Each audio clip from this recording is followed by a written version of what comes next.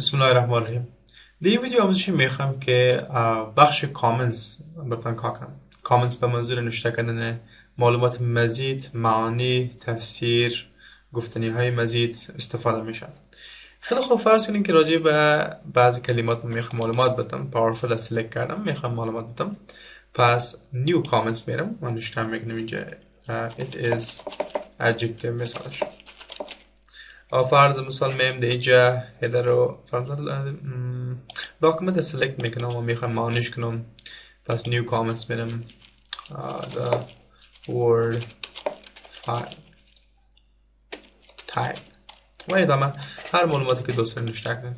و فرض مثال adjective من نوشته کردم، سر از دیگه کامنتس میتم adjective و بعد از دیگه کامنتس میتم پایینش که ریپلای یا جوابش اگه باشه. فرض مثال که سوال کرد ده اینجا ورد ما سلکت میکنم شما what is this و پاسان باشه یک ریپلای خواد نوشته کنم برام ببینیم. خب با فیلم کامنتس من نوشته کردم ولی هر کامنتس میخوایم که کرسر رو بگذارم و حرکت داشته باشم از next استفاده میکنم.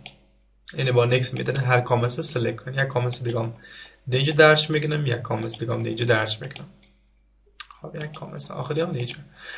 خب حالا کامنتسی که کارم نیست و غیر ضروری است میخوام پاک کنم، پس باید سلکتش کرده بتونم. اول سلکتش کردم، سپس دلیت استفاده میکنم. اگه تمامی کامنتس ها رو میخوام از روی اسناد پاکش کنم، پس دلیت all comments in document سلکت میکنم. کش پاکش بگم چون نیاز دارم کنترل زی و فقط کامنتس آخری رو پاک میکنم، پس باید سلکتش کنم و دلیت. خب حال میرسم به آپشن شو کامنتس و همتون کامنتس ها رو دیدن میتونین. ما فعلا میره سیمپل مارکاپ سلکت میکنم. ببینید که در سیمپل مارکاپ فقط کرسر بگذاریم میفهمیم کدام لغت ما کامنتس داره یا کامنت مربوطش میشه. بگم با فعلا میخوام این کامنتس ها رو غیر فعال کنم موقتی، پس هاید استفاده میکنیم یا شو کامنتس دوباره فعال میکنه. پس هاید و شو کردن میتونن، یعنی پنهانش کنن، دوباره ظاهر کردن میتونن. مگه یادتون باشه از این قسمت یا ریویو پن یا دیسپلی فور ریویو شما سیمپل مارکاپ سلکت کنن.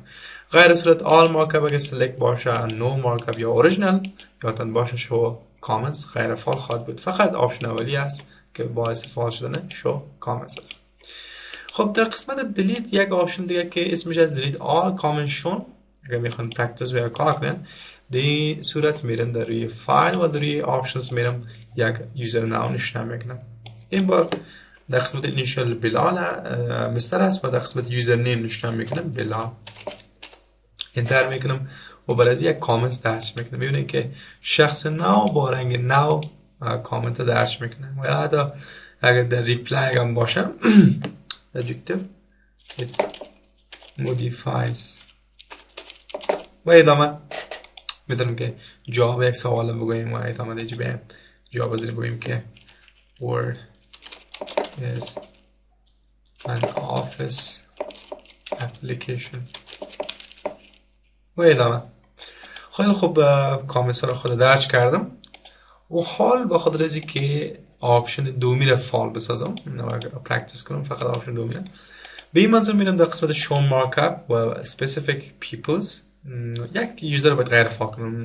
مهم نیست احمد یا بلال، مگم یکش غیر فعال میکنم. مثلا احمد غیر فعال میکنم، فقط بلال باید باشه و حال متوجه میشین که دید کامنتشون فعال گردید. حال تمامی تغییراتی که بلال آورد یا کامنت هایی که درج کرد رو میخوام پاک کنم، پس این آپشن استفاده میکنم. یه خب پاکش کردم و پس میرم در specific people احمد دوباره فعال میسازم تا دوباره کامنت های احمد دوباره بیاین.